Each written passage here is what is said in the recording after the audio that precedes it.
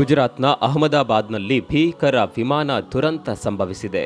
242ಕ್ಕೂ ಹೆಚ್ಚು ಮಂದಿ ಪ್ರಯಾಣಿಸ್ತಾ ಇದ್ದ ಏರ್ ಇಂಡಿಯಾ ವಿಮಾನ ಟೇಕ್ ಆಫ್ ಆದ ಕೂಡಲೇ ಕೆಲವು ನಿಮಿಷಗಳಲ್ಲಿ ಪತನವಾಗಿದೆ. ವಿಮಾನ ನಿಲ್ದಾಣದಿಂದ ಕೆಲವು ಕಿಲೋಮೀಟರ್ ದೂರದಲ್ಲಿರುವ ಹಾಸ್ಟೆಲ್ ಕಟ್ಟಡವೊಂದಕ್ಕೆ ಡಿಕ್ಕಿ ಹೊಡೆದ ಏರ್ ಇಂಡಿಯಾ ವಿಮಾನ ನೋಡುತ್ತಿದ್ದಂತೆ ಸುಟ್ಟು ಭಸ್ಮವಾಗಿದೆ. ಅಂದಹಾಗೆ ಈ ವಿಮಾನ ಗುಜರಾತ್ನ ಅಹಮದಾಬಾದ್ನಿಂದ ಲಂಡನ್ಗೆ ಟೇಕ್ ಆಫ್ ಆಗಿತ್ತು.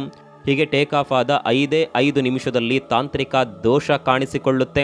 ಪೈಲಟ್ ಕೂಡಲೇ ಕಂಟ್ರೋಲ್ ರೂಮ್ಗೆ ವಿಮಾನದಲ್ಲಿ ತಾಂತ್ರಿಕ ದೋಷ ಕಾಣಿಸಿಕೊಂಡಿದೆ ಅನ್ನುವ ಸಂದೇಶವನ್ನ ರವಾನೆ ಮಾಡಿದ್ರು. ಎಮರ್ಜೆನ್ಸಿ ಬಟನ್ ಅನ್ನ ಕೂಡ ಒತ್ತಿಬಿಟ್ಟಿದ್ರು.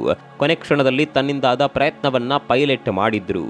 ಆದರೆ ಏನೇ ಮಾಡಿದ್ರು ದುರಂತವನ್ನ ತಪ್ಪಿಸೋದಕ್ಕೆ ಸಾಧ್ಯವಾಗಲೇ ಇಲ್ಲ.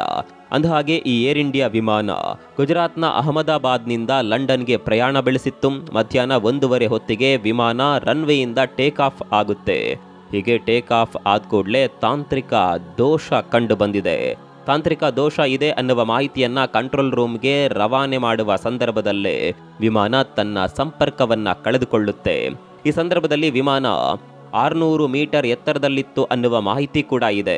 ಸೆರೆಯಾಗಿರುವ ದೃಶ್ಯದಲ್ಲಿ ವಿಮಾನದಲ್ಲಿ ಆರಂಭದಲ್ಲೇ ಬೆಂಕಿ ಕಾಣಿಸಿಕೊಂಡಿತ್ತ ಅನ್ನುವ ಅನುಮಾನಗಳು ಕೂಡ ಕಂಡುಬಂದಿದೆ. ಈ ದುರಂತ ಸಂಭವಿಸಿರೋದು ಜನವಸತಿ ಪ್ರದೇಶದಲ್ಲಿ. ಮಧ್ಯಾಹ್ನದ ಹೊತ್ತಿಗೆ ಊಟ ಮಾಡಿ ಜನ ತಮ್ಮ ಕೆಲಸದಲ್ಲಿ ತೊಡಗಿಸಿಕೊಳ್ಳಬೇಕಿತ್ತು ಅಷ್ಟೇ. ಅಷ್ಟರಲ್ಲೇ ವಿಮಾನವೊಂದು ಹಾಸ್ಟೆಲ್ನ ಕಟ್ಟಡಕ್ಕೆ ಬಂದಪ್ಪಳಿಸಿದೆ. ಅಪ್ಪಳಿಸಿದ್ದೇ ತಡ ವಿಮಾನಕ್ಕೆ ಬೆಂಕಿ ಹೊತ್ಕೊಂಡಿದೆ. ಪ್ರಯಾಣಿಕರ ಚೀರಾಟ ಕೂಗಾಟ ಕೇಳಿ ಅಲ್ಲಿನ ಜನ ದುರಂತ ನಡೆದ ಸ್ಥಳಕ್ಕೆ ಓಡೋಡಿ ಬಂದಿದ್ರು. ಕೆಲವು ಪ್ರಯಾಣಿಕರನ್ನ ಸ್ಥಳೀಯರೇ ರಕ್ಷಣೆ ಮಾಡುವ ಪ್ರಯತ್ನವನ್ನ ಕೂಡ ಮಾಡಿದ್ರು. ಆಟೋ ರಿಕ್ಷಾದ ಮೂಲಕ ಆಸ್ಪತ್ರೆಗೆ ಸಾಗಿಸಿ ಪ್ರಾಣ ಉಳಿಸುವ ಪ್ರಯತ್ನ ಮಾಡಿದ್ರು. ಆದರೆ ಅಷ್ಟರಲ್ಲಾಗ್ಲೇ ಕೆಲವರು ಅರ್ಧ ಸುಟ್ಟು ಹೋಗಿದ್ರು. ಅಹಮದಾಬಾದ್ನ ಹಾರ್ಸ್ ಕ್ಯಾಂಪ್ ಬಳಿ ವಿಮಾನ ಪತನವಾಗಿತ್ತು ಅನ್ನುವ ಮಾಹಿತಿ ಇದೆ.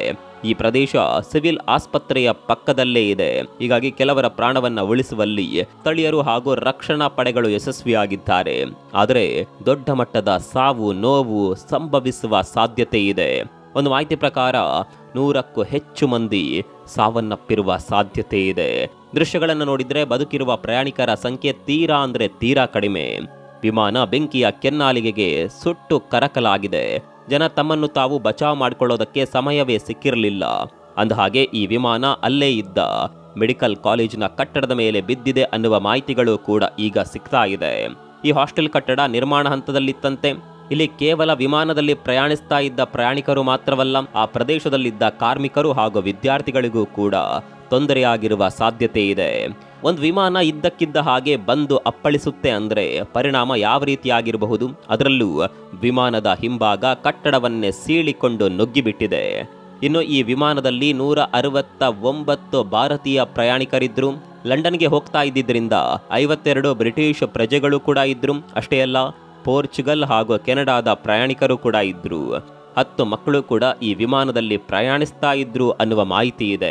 ವಿಮಾನ ಅಪ್ಪಳಿಸಿದ ಮೆಘಾನಿ ನಗರ ಪ್ರದೇಶ ಇರೋದು ವಿಮಾನ ನಿಲ್ದಾಣದ ಕೆಲವು ದೂರದಲ್ಲಿ.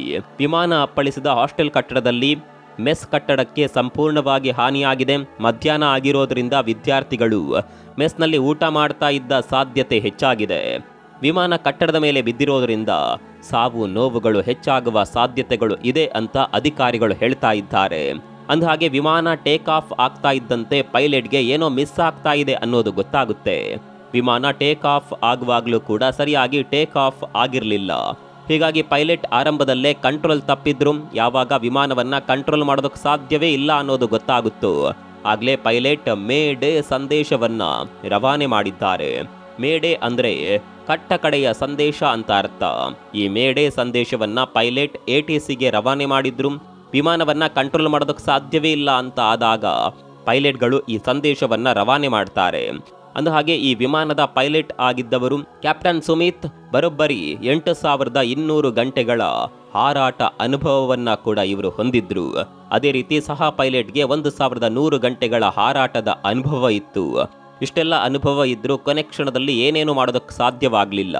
ಈ ವಿಮಾನದಲ್ಲಿ ಗುಜರಾತ್ನ ಮಾಜಿ ಮುಖ್ಯಮಂತ್ರಿ ವಿಜಯ್ ರೂಪಾನಿ ಕೂಡ ಪ್ರಯಾಣ ಬೆಳೆಸಿದ್ರು. ಇವರು ಕೂಡ ಬದುಕುಳಿದಿರುವ ಸಾಧ್ಯತೆ ತೀರಾ ಕಡಿಮೆ ಅನ್ನುವ ಮಾಹಿತಿ ಇದೆ. ಈಗಾಗಲೇ 30 ಜನ ಪ್ರಯಾಣಿಕರನ್ನ ರಕ್ಷಣೆ ಕೂಡ ಮಾಡಲಾಗಿದೆ. ಕೆಲವರ ದೇಹವಂತೂ ಸುಟ್ಟು ಕರಕಲಾಗಿದೆ. ಇನ್ನು ಕೆಲವರು ಆಸ್ಪತ್ರೆಯಲ್ಲಿ ಸಾವು ಬದುಕಿನ ನಡುವೆ ಒದ್ದಾಡ್ತಾ ಇದ್ದಾರೆ. ಪ್ರಯಾಣಿಕರನ್ನ ರಕ್ಷಣೆ ಮಾಡುವ ಕಾರ್ಯ ಭರದಿಂದ ಸಾಗಿದೆ. ಪ್ರಧಾನಿ ಮೋದಿ ಸೇರಿದಂತೆ ಹಲವು ರಾಜಕಾರಣಿಗಳು ಘಟನೆ ಕುರಿತಂತೆ ದಿಗ್ಭ್ರಮೆ ವ್ಯಕ್ತಪಡಿಸಿದ್ದಾರೆ. ಅಷ್ಟೇ ಅಲ್ಲ, ತನಿಖೆಗೆ ಕೂಡ ಆದೇಶ ನೀಡಲಾಗಿದೆ. ಮಂಗಳೂರಿನಲ್ಲಿ ನಡೆದ ವಿಮಾನ ದುರಂತ ನಡೆದ ನಂತರ ಇದು ಅತಿದೊಡ್ಡ ವಿಮಾನ ದುರಂತವಾಗಿದೆ. 15 ವರ್ಷಗಳ ಹಿಂದೆ ಮಂಗಳೂರಿನಲ್ಲಿ ಕೂಡ ವಿಮಾನ ದುರಂತ ಸಂಭವಿಸಿತ್ತು. 150ಕ್ಕೂ ಹೆಚ್ಚು ಮಂದಿ ಈ ವಿಮಾನ ದುರಂತದಲ್ಲಿ ಸಾವನ್ನಪ್ಪಿದ್ರು. ಈ ಘಟನೆಯ ನಂತರ ಅತಿ ದೊಡ್ಡ ವಿಮಾನ ದುರಂತ ಗುಜರಾತ್ನ ಅಹಮದಾಬಾದ್ನಲ್ಲಿ ನಡೆದಿದೆ. ಯಾಕೆ ಇಂತಹ ದುರ್ಘಟನೆ ಸಂಭವಿಸಿತ್ತು, ವಿಮಾನದಲ್ಲಿದ್ದ ತಾಂತ್ರಿಕ ತೊಂದರೆಯಾದರೂ ಏನು ಅನ್ನುವ ಬಗ್ಗೆ ಇನ್ನಷ್ಟೇ ಮಾಹಿತಿಗಳು ಹೊರಬೀಳಬೇಕಾಗಿದೆ. ಹಾಸ್ಟೆಲ್ನಲ್ಲಿದ್ದ ವಿದ್ಯಾರ್ಥಿಗಳಿಗೇನಾದರೂ ತೊಂದರೆಯಾಗಿದ್ಯಾ ಅನ್ನುವ ಬಗ್ಗೆ ಸ್ಪಷ್ಟ ಮಾಹಿತಿ ಇನ್ನಷ್ಟೇ ಸಿಗಬೇಕಾಗಿದೆ. ಸಾಧ್ಯವಾದಷ್ಟು ಜನ ಬದುಕಿ ಬರಲಿ ಅಂತ ಇಡೀ ದೇಶವೇ ಪ್ರಾರ್ಥನೆ ಮಾಡ್ತಾ ಇದೆ.